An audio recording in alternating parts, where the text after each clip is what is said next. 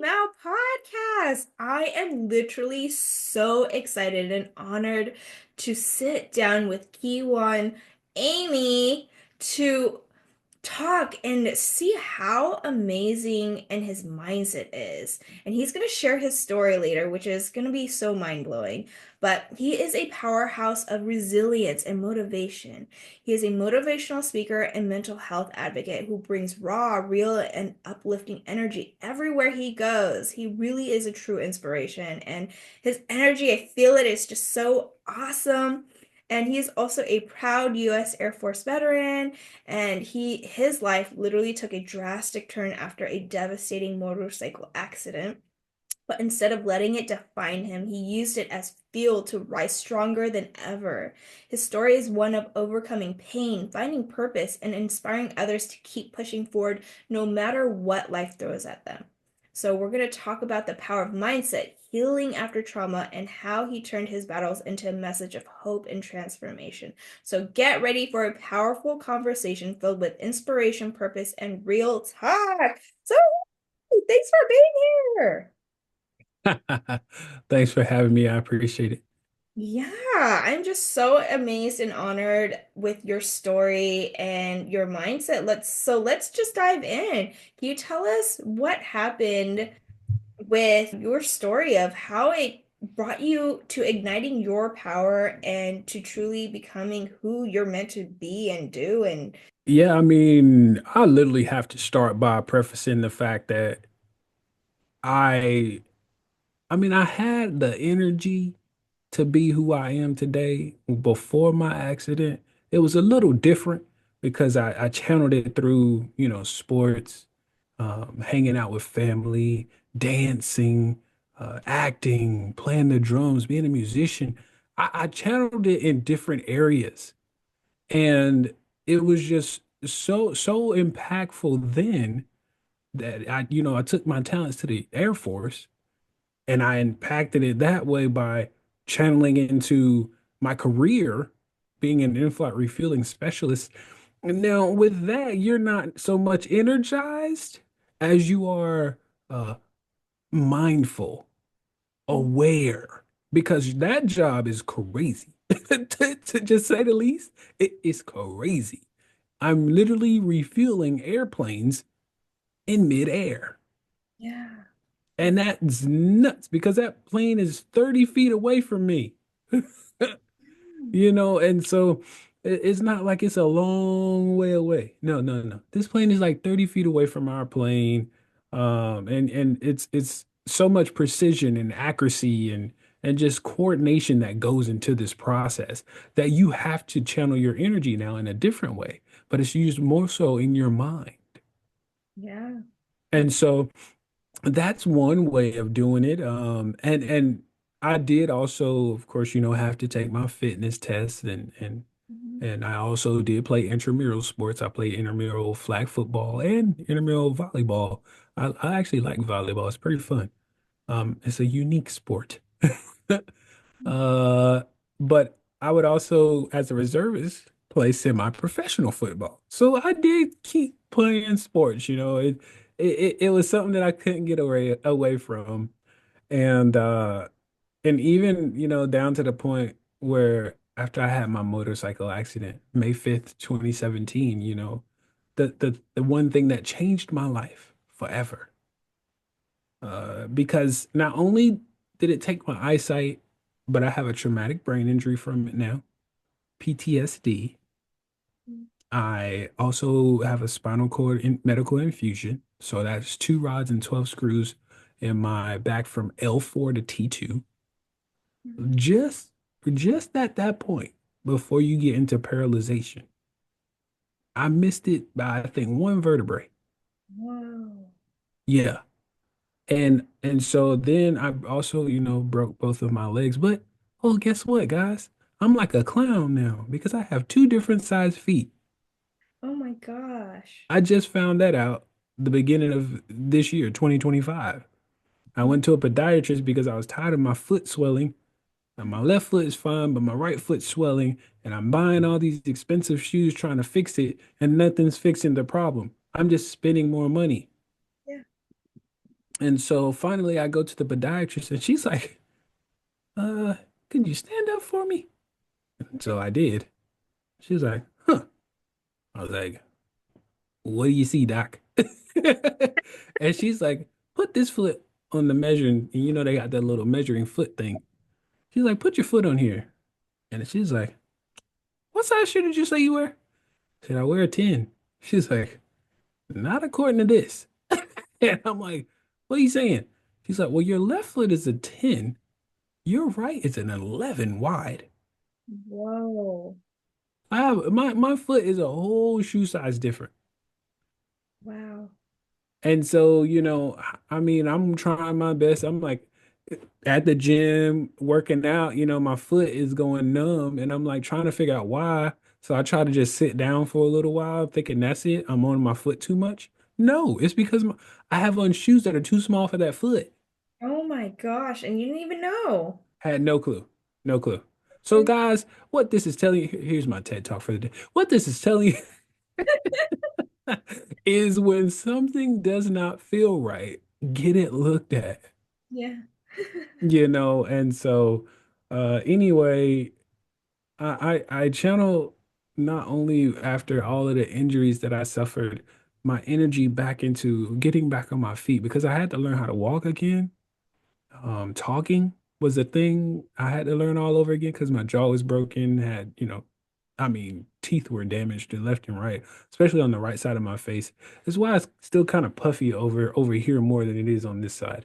But with the reconstructive surgery done and all the different things, listen, I'm put back together like Mr. Potato Head for people who understand that reference. And so A they great. did operation on me, Yeah. and literally from head all the way down to my right foot. The one that I told you is larger than the other. That one has a screw in it.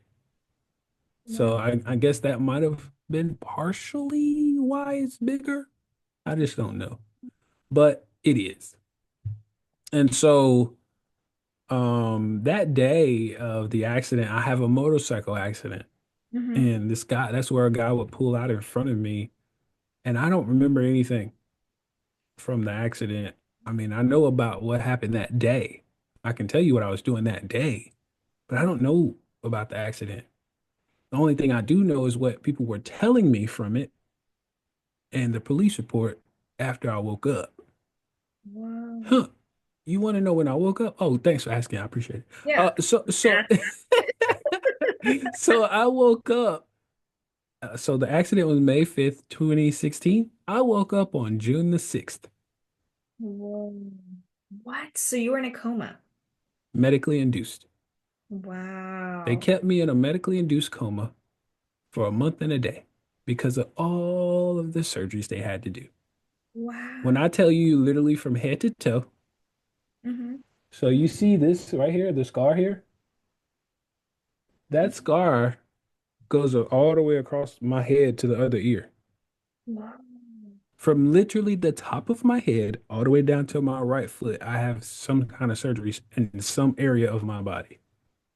Whoa. That's crazy. Yes, Walking miracle. You really are. absolutely, absolutely. And so that's part of my book title. Don't focus on why me from motorcycle accident to miracle. Mm-hmm. That's why I put that in there. And so, it's crazy because when when you talk to a doctor who did an operation on you, i.e. my spinal cord surgery, I did talk to him. And this was like after, like after I left the hospital and everything, like I'm back home. Yeah. Um, when you talk to one of the doctors that did the actual operation on you, they now remember that they did the operation on you. And Mm-hmm. they're like, holy crap. First off, you're still alive. Yeah. He didn't even think I would be Oh, alive. really? Yeah. He said, and he said this to me verbatim. He said, he said, I was doing the surgery for protocol. Wow. For people who don't know what that means they just got called in there to do it. They don't know what's going to happen. They Yeah. don't know what's going to come of it. They're doing it and they're on to the next one. Hmm. Yeah, they're just doing their job. That's it.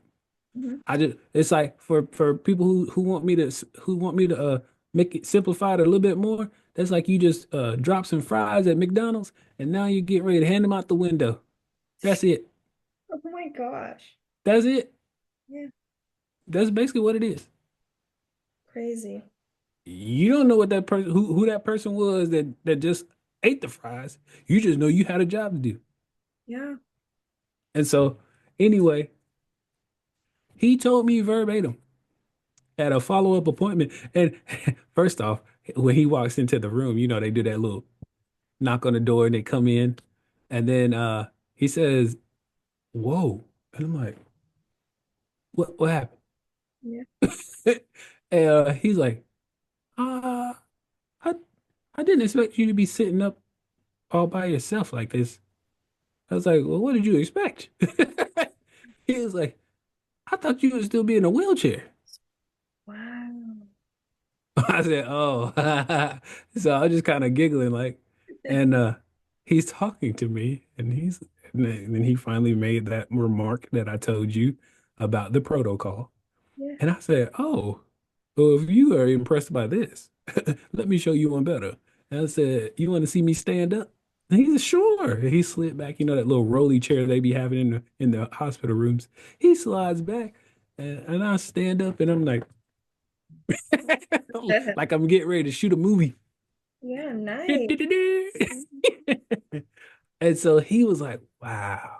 And he had a student with him that day. Mhm. I guess he was doing his residency or something. But I just I wanted to show him that it wasn't just your surgery. Yeah. It was more to my story than just your surgery.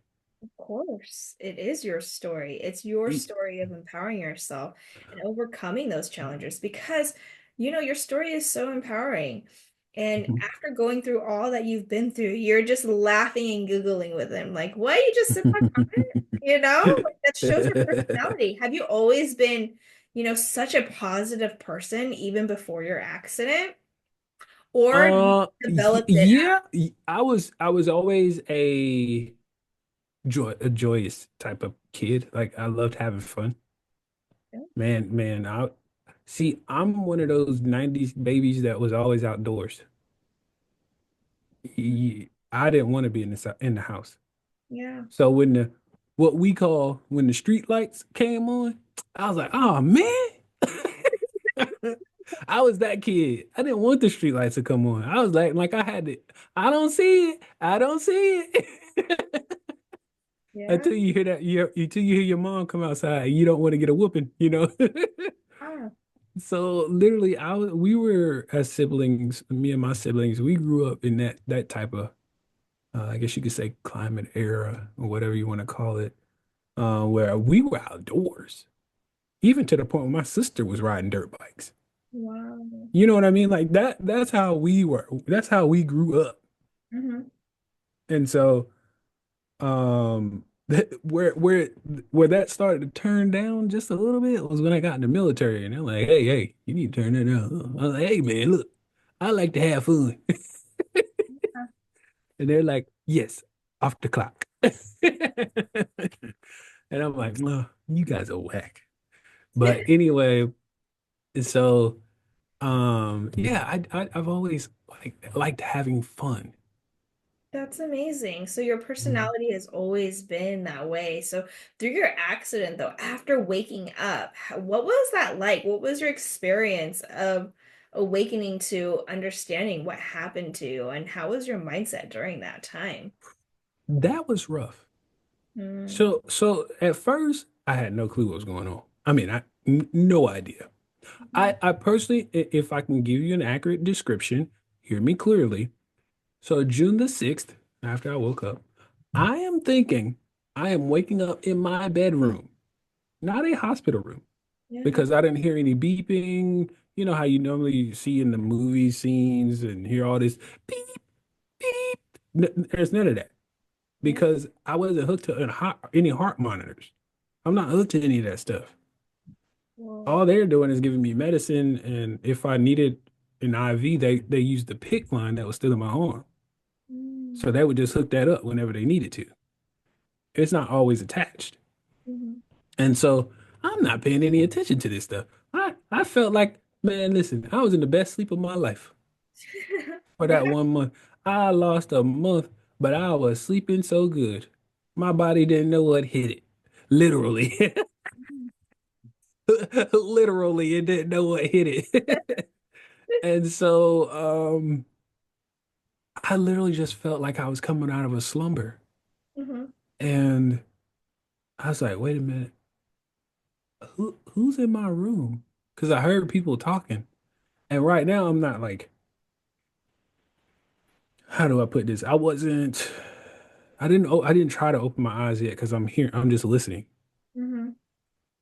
As a military member, it kind of change your mindset to be more aware of your surroundings than anything.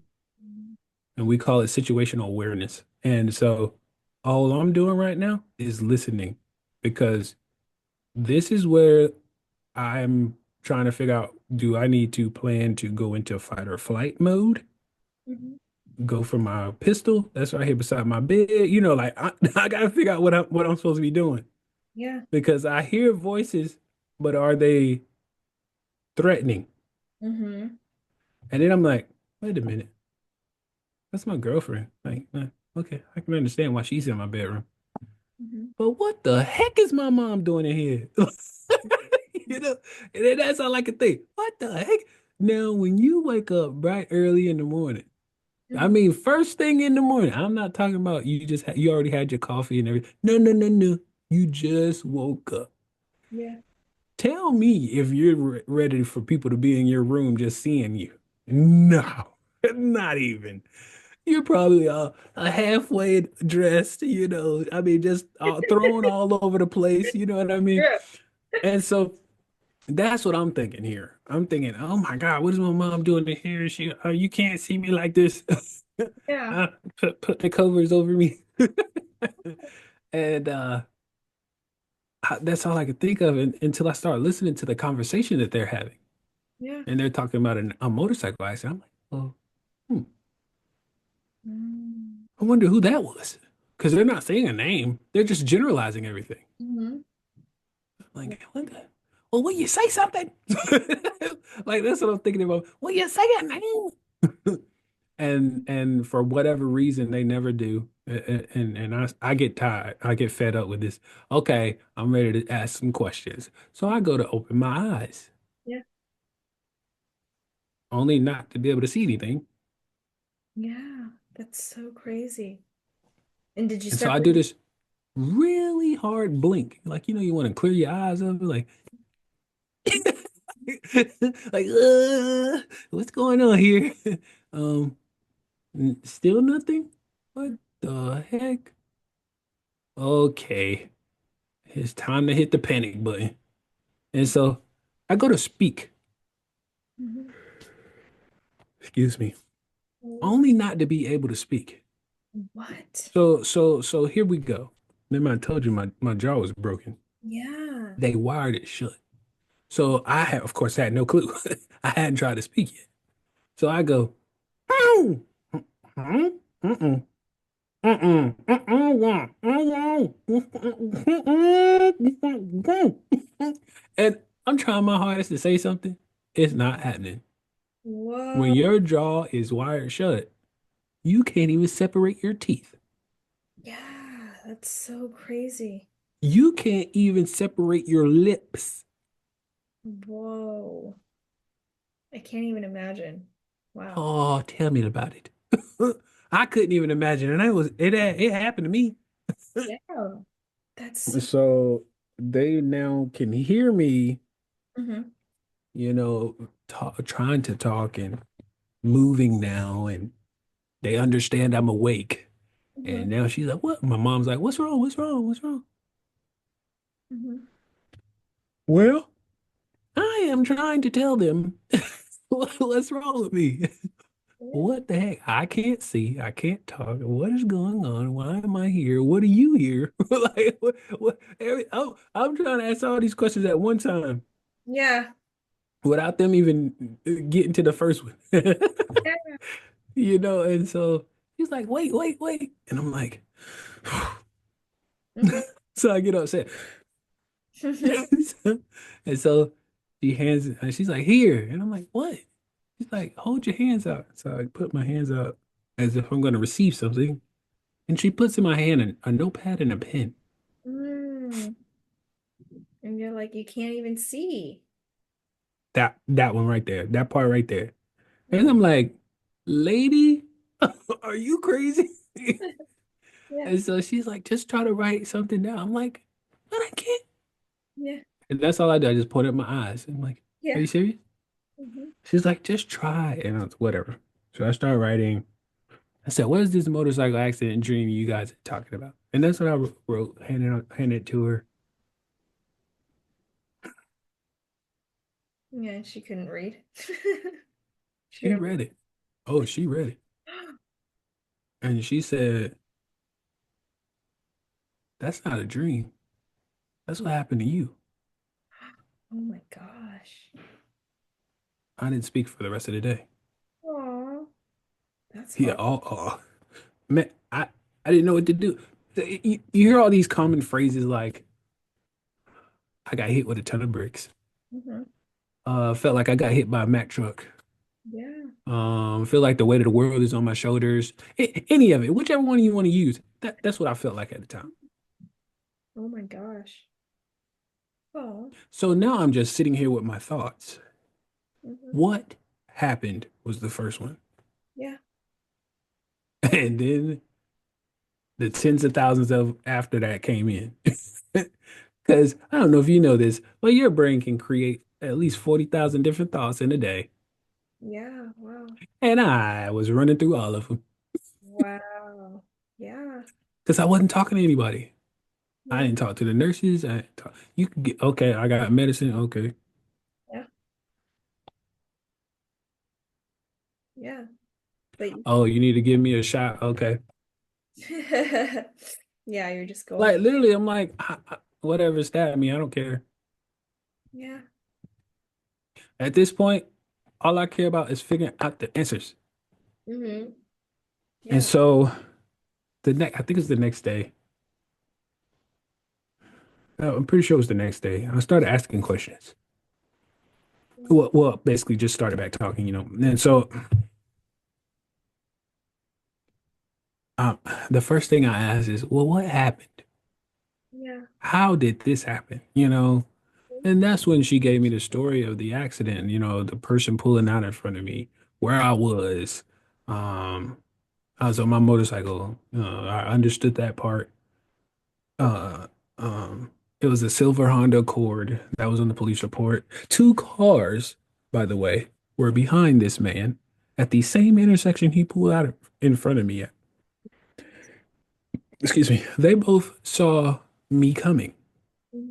and they don't know why he didn't. Wow. That's crazy. That's wild. And he wanted to come see me at the hospital. I don't want to talk to you, sir. Yeah. Oh. I mean, now I wouldn't have a problem. At that point, I don't want to talk to you, sir. You Yeah. just changed my entire life, Hmm. the entirety of it. Yeah. It is no longer the same. Yeah. Wow. Thank you for sharing. That's so heavy. I know it's like some heavy Yeah. stuff, reliving all of this. Thank you for being open and raw and real with that thought process. I just really want to try to tap into how that mindset is to truly be in something so huge and to come out from like being you so, positive and but at that moment in time, it was just not who you were. But I get it. You had to process it. Your whole life changed. And then of course you're not going to be like the best version, happiest version of yourself. And it took time, right? It took time for you to get your mental health back, to get who you truly are back. Do you feel like it took a while for you to get through the empowering part? So I know you went through like the grieving, processing, all the beginning normal emotions, but then when did you actually feel like you started wanting to empower yourself and just like, be over the angry and upset stage and like that we all have to go through when something huge like this happens, or even when we go through something in life that doesn't go your way, you just get upset and pouty or whatever it may be to process that. I felt like, I mean, I still do today, but I felt like my life was like the heart monitor. Mm, You got the flat, it goes up to that peak, comes back down to that valley, and goes back to flat. mhm, Goes up to that peak, down to that valley, back up to that flat. mhm, That's how I felt my life was. And it still is. I have those peaks, I have those valleys, and then I have just those days where I'm just, hmm, mhm. I'm doing it pretty good today. Yeah. And that's the best way I can explain it. Wow. You have different days throughout the journey. The thing about it is uh, making sure that the good outweighs the bad. Because I could be in I could have a bad day every day if I wanted to. Trust me, Mhm. I can. And the reason I say that is because of my situation. I could take the pity side of this. I could take the, oh, I want everybody to feel bad for me side of this. I can't stand that. I almost kicked somebody out of my hospital room because of that. Because they came in there sounding like I died, basically. Mhm. Not lying. It sounded like I died. Oh my And God. I was like, they were like, hey, what's going on, bro? And I'm like, what's going on? I should be asking you that. Yeah. They're like, what do you mean? I said, you coming here sound like I just died. I mean, I'm sitting here talking to you. What are you doing? You Wow. know, come on, man. Don't do me like that. I said, you doing me like that. Yeah. You know, and I wrote about that in my book too. I don't have pity parties. Yeah. And That's not my lifestyle. It never has been. I don't want it to be. mhm. And that was another thing that I had to uh come to wits with. So there was one point when I got really down, depressed to the point where I was having suicidal thoughts. And this was after I got back home. This is not in the hospital. It's when I got back home, and it was because everybody was. Don't get me wrong. I loved everybody that was coming to see me at the hospital. Man, the hospital staff was even like, "We've never seen anything like this." Oh, But so many people that were coming to visit me. wow. It didn't matter if I was in the ICU, the recovery, the physical therapy floor. Well, it didn't matter. It was always somebody coming to see me. And they Wow. were like, we've never seen this kind of support. Oh, And yeah, yeah. And I mean, shout out to everybody who came to see me at the hospital and beyond, because you guys are what helped me get back to where I am now. yeah. Like, seriously. That Yeah. is not a fluff. I'm not trying to, pump anybody up. This is honest to God's truth. And so, like I say, back to the depression, like suicidal thoughts moment, when I got back home, uh, I was living with my grandmother at this point, but she was still working, so somebody would come sit with me, throughout the day, and whenever I needed my different things done for me, whatever it is. And so it got to a point where I was like, man, if people don't want to be around me, why do I want to still be here? Yeah. Why am I still here? I might as well just end it. That's when the suicidal thoughts started kicking. I said, hey, time out. Mhm. You ever had that moment when you Yeah. had that out of body experience? Hold on, time out. What kind of thought is this? Yeah. And I said, I've never thought about killing myself. I said, now I might have thought about running away before, but killing myself? Nah. And when I thought about running away, I ran away until I got hungry. Okay. I came right back to the house. I'm sorry. I'm sorry. Mhm. But anyway, these suicide thoughts, I said, what is see, I'm the person that asked the question, like, what is causing this thought? Yeah. Not that I'm having it, but what's causing the thought? And I Mm, was like, powerful. okay, I'm missing something that I used to have, which was, the embracing the interactions, those types of things. Hmm. I'm missing the laughter because I love to laugh, as you can hear. Yes. I love to laugh, have a good time. I Hmm. love to be outside. I couldn't really do it because first off, it takes a lot to get me ready. Well, at that time, people had to get me dressed. I couldn't dress myself. Hmm. So it took a lot to get me dressed. I had to use a wheelchair. I wasn't walking at when this happened anyway. And there was just so much that I'm like, I feel like I'm just a burden to everybody, but I really shouldn't feel that way. This was not my fault. Hmm. This was somebody else's fault.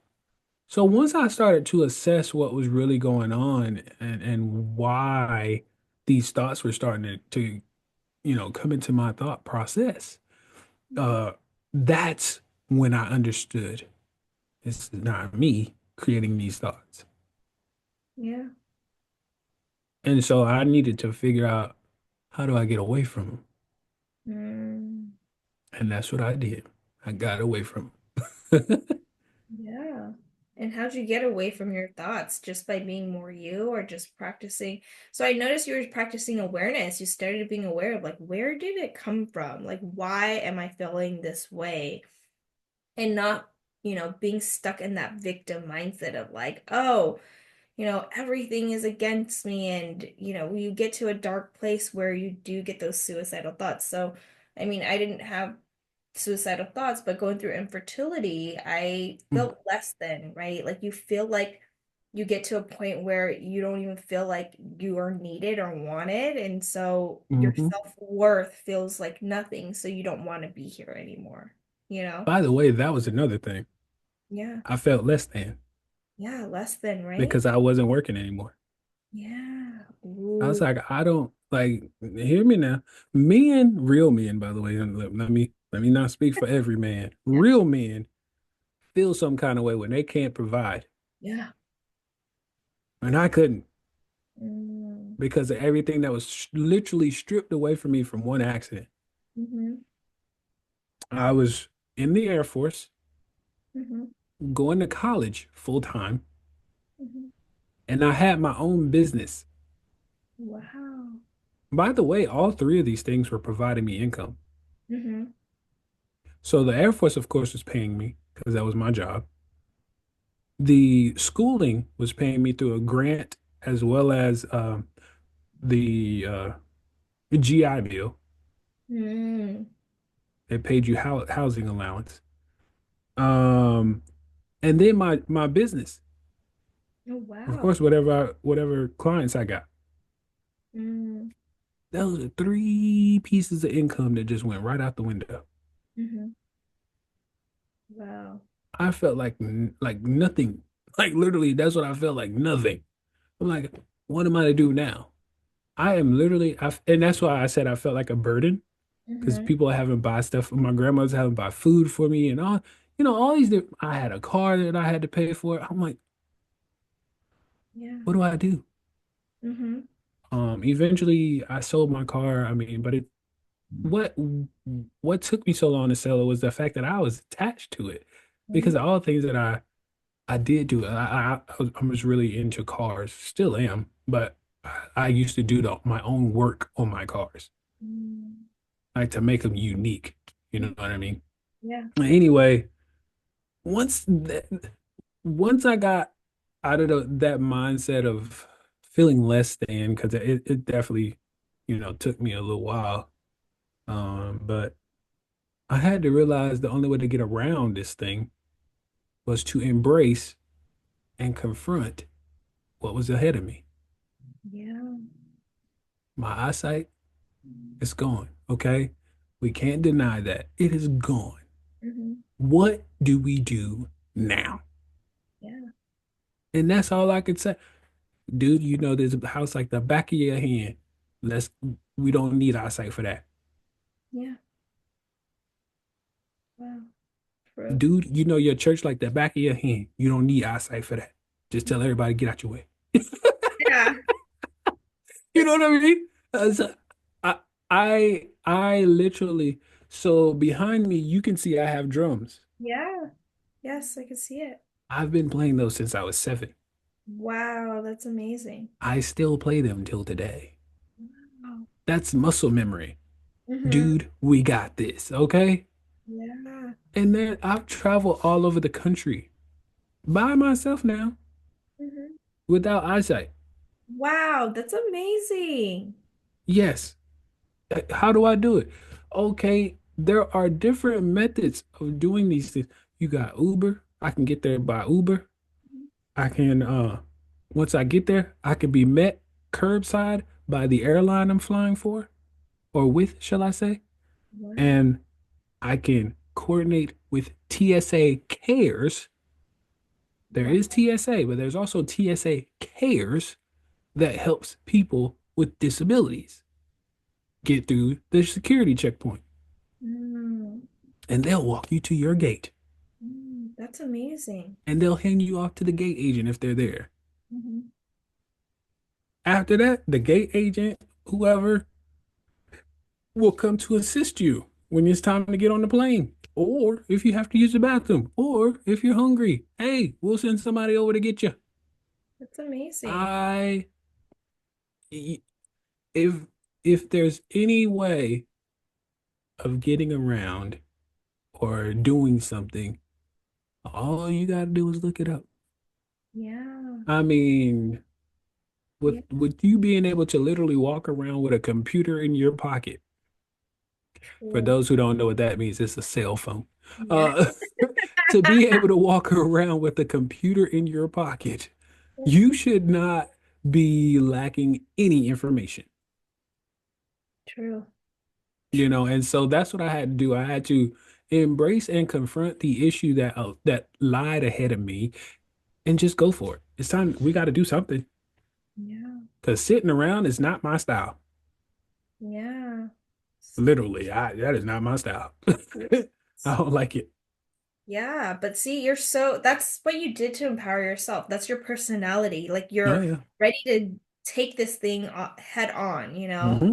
And I think also being in the Air Force has helped you be able to be in that stronger version of you and then using your senses as well, because Yeah. you have to have confidence in order to do those things. Even when Hmm. you're not, even if you can fully see or whatever it may be, it's really about confidence.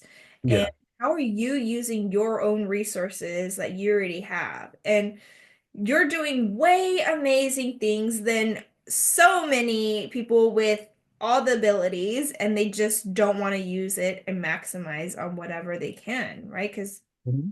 they're using, maybe they're stuck in the victim mentality. It's the mental state that they're at, or they're just, I don't know what it is, an excuse, or being in that victim mentality. There's always an excuse of some sort, but you're just like, nope, I'm not going to make an excuse. I'm over No. this. This is not going to be my life. I'm not going to have this be my thing of like, yes, I don't have vision, but no, I'm not going to stay around and not be who you are. And so it's so beautiful. That's why I love you sharing your story and being so open and honest of all the hardships that you've had to go through. But even through the hardships, you're still able to still find you through it all Yes. and still be you and this amazing person.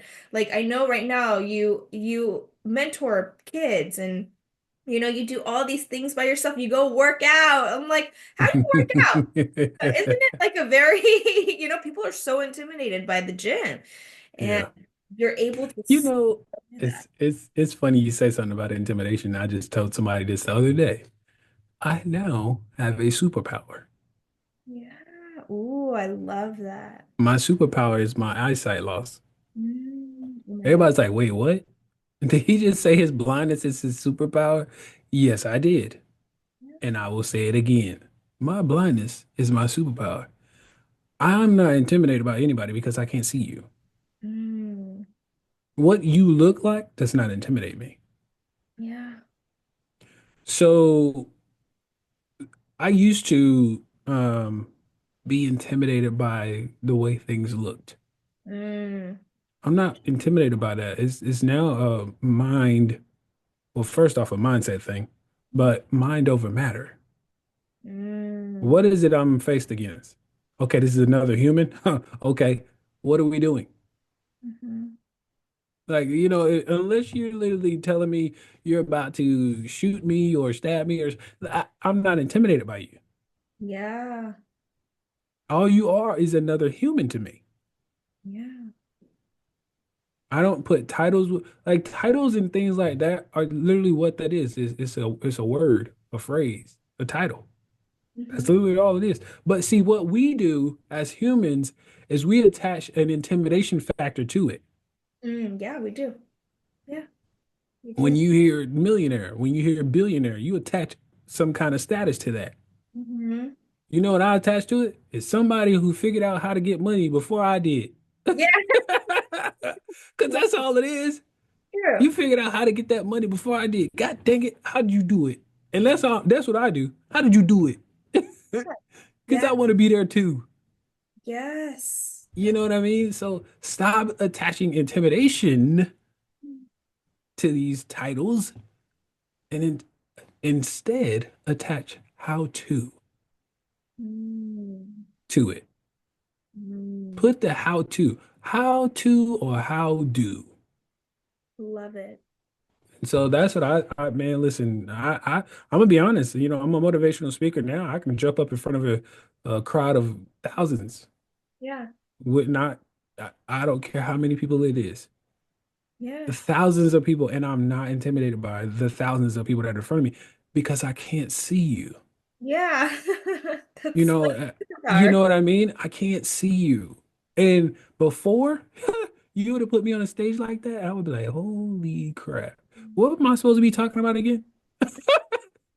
True. What am I supposed to be talking about? Because all I see is a bunch of eyes looking back at me. And you can see their facial expression if like they're bored or if like Yep, they're falling asleep and you get intimidated and then you feel something. You're like, oh man, what am I doing wrong? I get it. exactly.